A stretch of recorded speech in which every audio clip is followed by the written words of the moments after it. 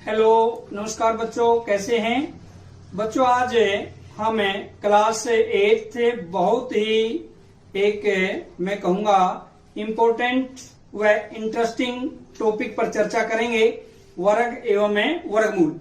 बच्चों, आपने class 7th में वर्ग के बारे में पढ़ा है। हम उसी के बारे में जो आपने 7th क्लास में चर्चा की है, एक छोटे छोटे वर्ग है। हम एक वर्गाकार खेत देखते हैं जिसमें 9 छोटे छोटे वर्ग है। यानी हम ये कहें यदि प्रत्येक भुजा उस खेत की 3-3 मीटर है, तब यदि हम इस वर्गाकार खेत का क्षेत्रफल निकालना चाहें तो वर्ग का क्षेत्रफल किसके बराबर होता है? वर्ग का क्षेत्रफल होता है भुजा गुणा भुजा। आपने पहले पढ़ा है अच्छे से। और इस वर्गाकार खेत की जो आपके सामने है, इसकी भुजा आपको दिखाई दे रही है 3 मीटर और 3 मीटर, क्योंकि बराबर होती है वर्ग की भुजा। तो वर्ग का क्षेत्रफल 3 मीटर गुणा 3 मीटर, यानी यदि हमें भुजा गुणा भुजा करते हैं तो 9 वर्ग मीटर इस खेत का क्षेत्रफल होगा। और बच्चों, वर्ग संख्या जो आज हम चर्चा करेंगे, वर्ग संख्या क्या होती है? जब दो समान संख्याओं की आपस में गुणा की जाती है उसे हम एक वर्ग संख्या कहते हैं। जैसे अब आपके सामने जो वर्ग संख्याएं है वो देखिए, 1 के वर्ग से लेकर, जैसे 1 का वर्ग 1 गुणा 1, 2 का वर्ग 2 गुणा 2, यानी 1 का वर्ग 1 है, 2 का वर्ग 2 गुणा 2 4 है, 3 का वर्ग यानी 3 की पावर 2, 3 की शक्ति 2, इसको हम क्या कह सकते हैं? 3 गुणा 3 बराबर है 9। ऐसे ही 4 का वर्ग यदि हम बात करते हैं, 4 गुणा 4 यानी कितना हुआ? 16। ऐसे करते करते हम यदि 11 का वर्ग, 12 का वर्ग, जैसे 11 का वर्ग देखते हैं, 11 गुणा 11 121।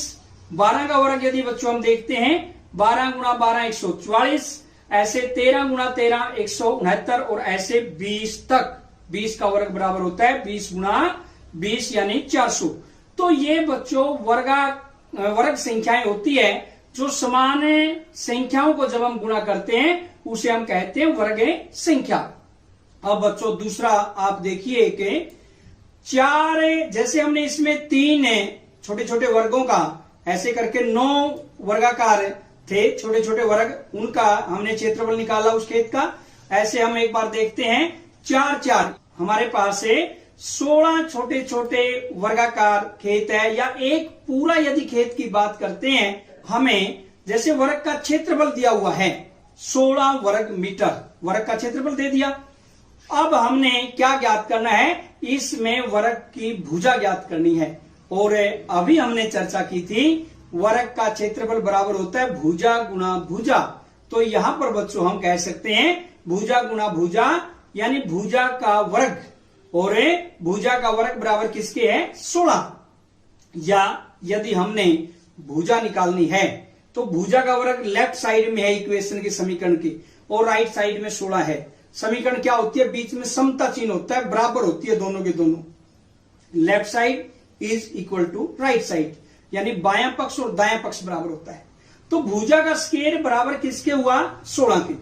ऐसी संख्या समान हो और उनकी गुणा करने से 16 है। वैसे यदि हम देखते हैं 16 8 गुणा 2 भी होता है, लेकिन 8 और 2 समान संख्याएं नहीं है। इस वजह से हम क्या चाहेंगे कि समान संख्याएं हो और उनका गुणनफल 16 है। तो सोचिए क्या हो सकता है? बिल्कुल सही, यानी 4 गुणा 4 कह सकते हैं हम, कितना होता है? 16। तो इसलिए बच्चों जब हमने वर्ग की भुजा निकालनी हो और क्षेत्रफल दिया हुआ हो तो हम क्या करते हैं? उसका क्षेत्रफल का वर्गमूल ले लेते हैं। जैसे वर्गमूल 16, ये आपको चिन्ह दिखाई दे रहा है, जो ये ऊपर किसका चिन्ह है? वर्गमूल का। तो वर्गमूल 16 बराबर क्या हुआ? 4, यानी 4 की जब 4 से गुणा करेंगे वही 16 आता है। तो बच्चों और क्लियर करने के लिए आपके सामने एक तरफ वर्ग संख्याएं है, एक तरफ है वर्गमूल है। वर्ग संख्याएं बिल्कुल आपके सामने क्लियर है।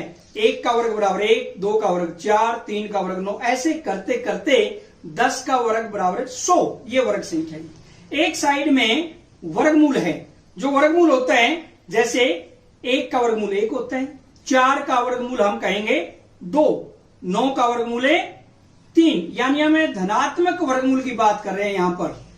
तो यहां पर ऐसे ही 25 का वर्गमूल कितना होगा 5, ऐसे करते करते बच्चों 100 का वर्गमूल कितना आएगा 10। यानी इसका अर्थ क्या हुआ, जब हमने 100 का वर्गमूल निकालना है कि ऐसी समान संख्याएं जब दोनों का गुणनफल क्या आता है 100 आता है, तो वही मूल संख्या जो होती है उसको उसी संख्या से गुणा करते हैं तो वो वर्ग संख्या बन जाती है। तो 100 का वर्गमूल बच्चों क्या हुआ 10। अब इस वीडियो के पार्ट 1 में बच्चों हमें वर्ग एवं पाइथागोरस त्रिक के बारे में चर्चा करेंगे। हम अब विस्तार से चर्चा करेंगे वर्ग के बारे में। तो अब बच्चों हम वर्ग के बारे में विस्तार से चर्चा करते हैं। जैसे आपके सामने 1 से लेकर 20 तक की वर्ग संख्याएं हैं जो आपको दिखाई दे रही है। जैसे 1 की वर्ग संख्या 1 है, 3 का वर्ग 9, ऐसे करते करते अगर हम देखते हैं 10 का वर्ग 100 और दूसरी पंक्ति में 11 का वर्ग से लेकर 20 का वर्ग तक दिया हुआ है। बच्चों इस सारणी पर ध्यान से देखिए, आप इसके इकाई के स्थान पर विचार कीजिए कि जो वर्ग संख्याएं हैं उनमें इकाई के स्थान पर क्या दिखाई दे रहा है। जब आप देखेंगे इकाई के स्थान पर आपको 0, 1, 4, 5, 6 व 9 अंक है। बिल्कुल सही, यानी सभी वर्ग संख्याओं में ध्यान से देखिए आप 0, 1, 4, 5, 6, 9 ये अंक आपको दिखाई दे रहे हैं। इसका अर्थ क्या हुआ बच्चों, कोई भी पूर्ण वर्ग संख्या है उसमें हमेशा इकाई का अंक 0, 1, 4, 5, 6 या 9 होगा। लेकिन ये जरूरी नहीं है कि यदि इकाई का अंक ये है तो वह संख्या हमेशा ही पूर्ण वर्ग संख्या होगी, वो हमें चेक करना पड़ेगा।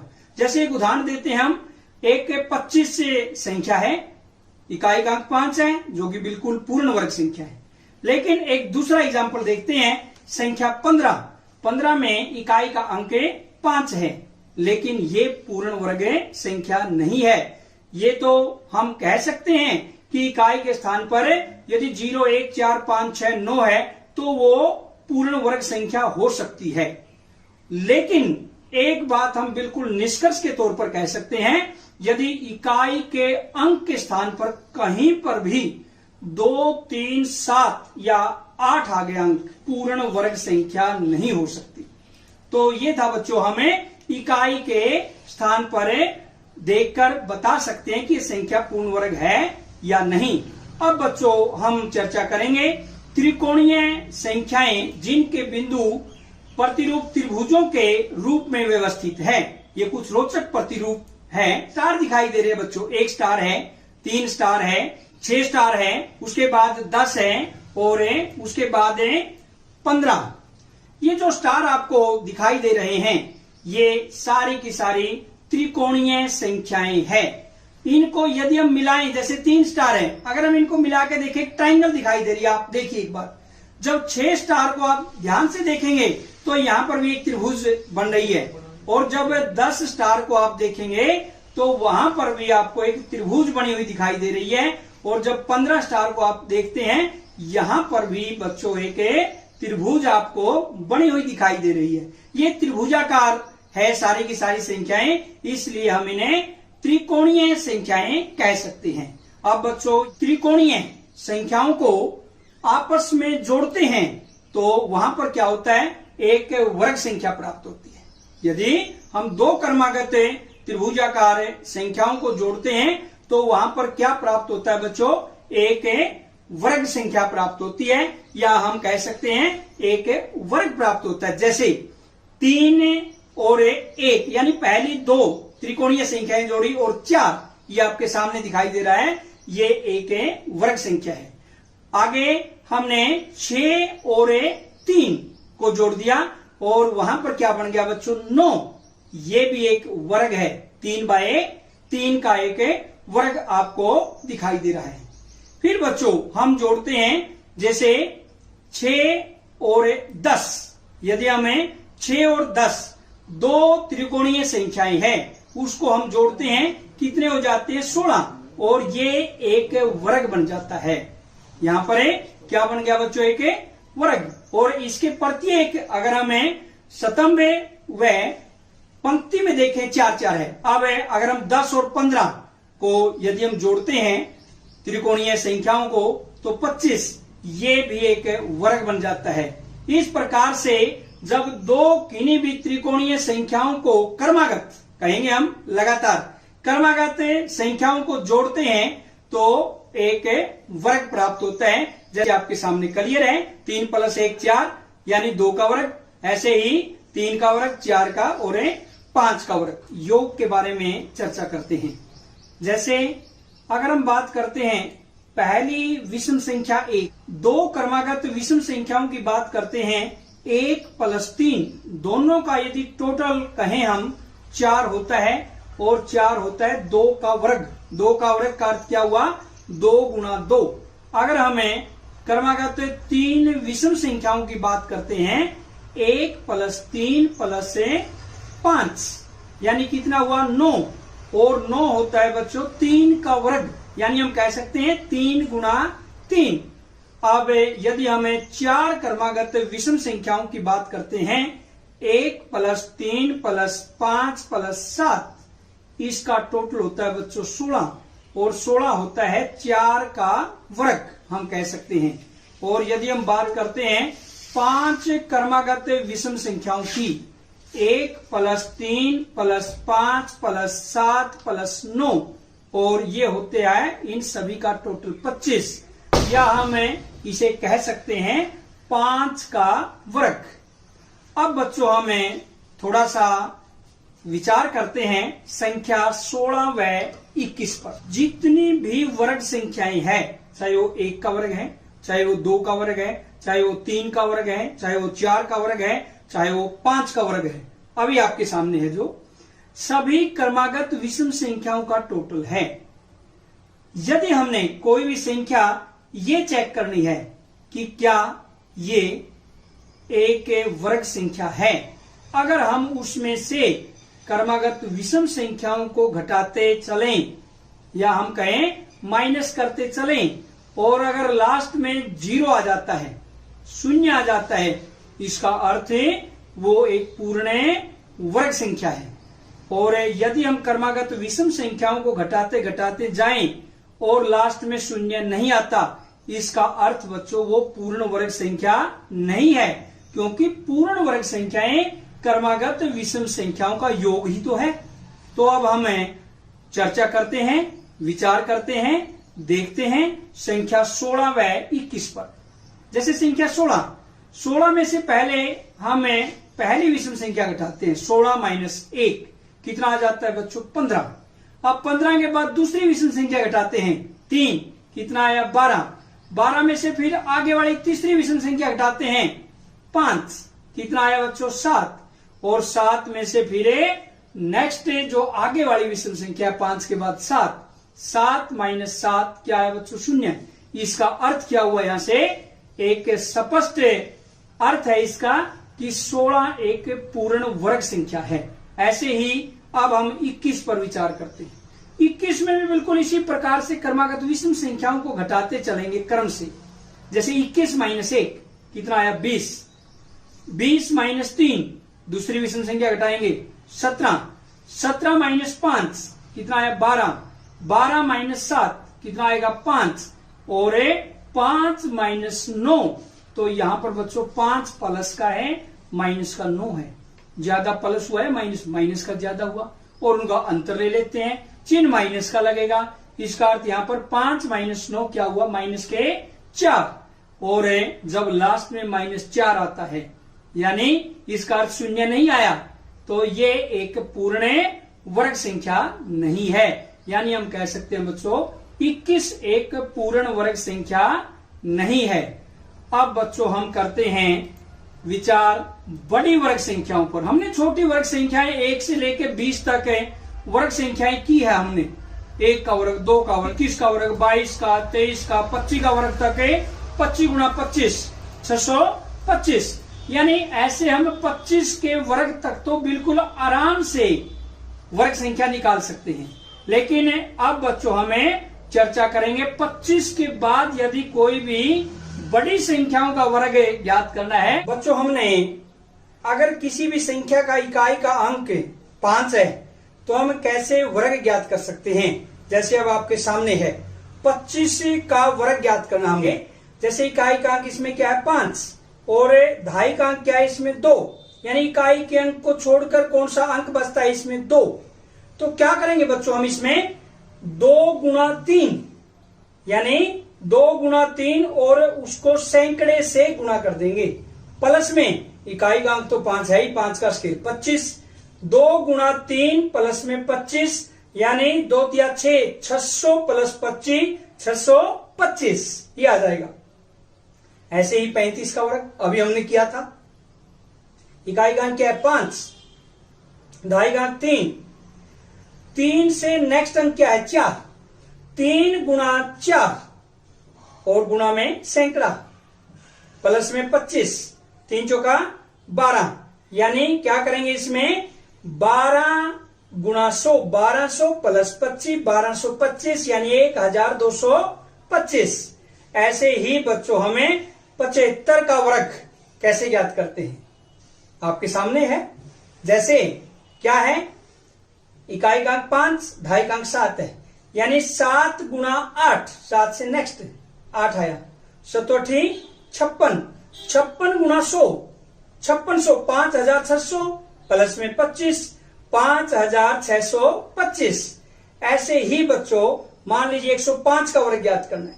इसमें इकाई का अंक 5 आपके सामने है और इकाई के अंक को छोड़कर क्या बचता है 10 यानी 10 गुणा में 10 से नेक्स्ट 11, 10 गुणा 11 कितना हुआ 110 और गुणा में 100, 110 को जब 100 से गुणा करेंगे कितना आएगा 11,000 और प्लस में 25 11,025। ये था बच्चों अगर संख्या में इकाई का अंक 5 है, कितनी ही बड़ी संख्या हो हम उसकी वर्ग संख्या आसानी से निकाल सकते हैं। और बच्चों हमें देखते हैं पाइथागोरस से त्रिक। पाइथागोरस त्रिक जैसे बच्चों आपने 3 4 5 अगर 3 संख्याओं पर हम विचार करते हैं, 3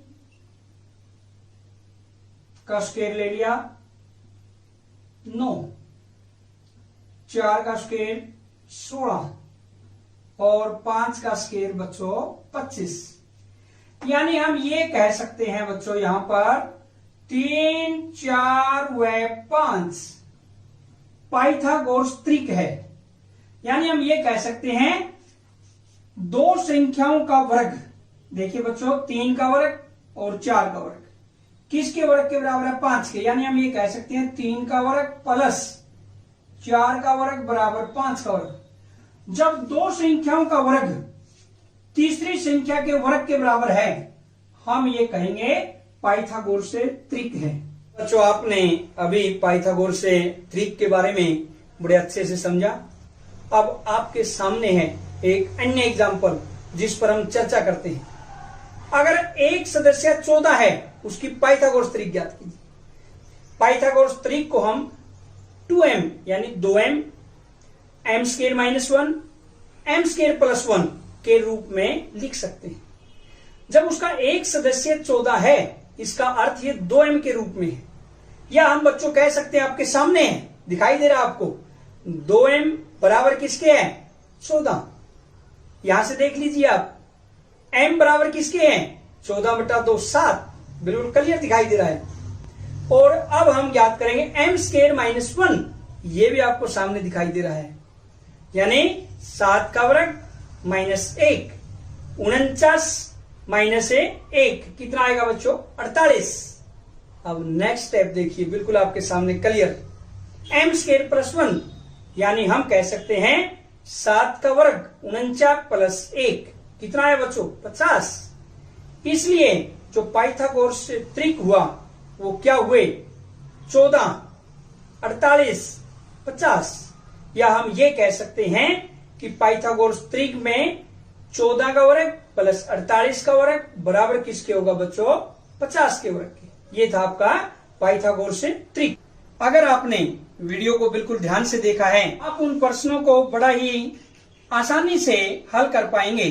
जैसे आप स्वयं करें प्रश्न 1, किसी भी पूर्ण वर्ग संख्या का इकाई का अंक नहीं हो सकता, और इसमें ऑप्शन दिए हुए आपके सामने 0, 5, 4, 2। आपने स्वयं करना है कि इकाई का अंक क्या नहीं हो सकता। और प्रश्न 2, निम्न संख्याओं के वर्ग ज्ञात कीजिए। बच्चों हमने वर्ग ज्ञात करना है। जैसे फर्स्ट है 32 का वर्ग, 49 का वर्ग सेकंड। इसी प्रकार थर्ड आता है 85 का वर्ग, और फोर्थ आता है 76 का वर्ग। प्रश्न नंबर 3, पाइथागोरस से त्रिक लिखिए जिसका एक सदस्य है। यानी एक सदस्य दिया हुआ है, जैसे 16।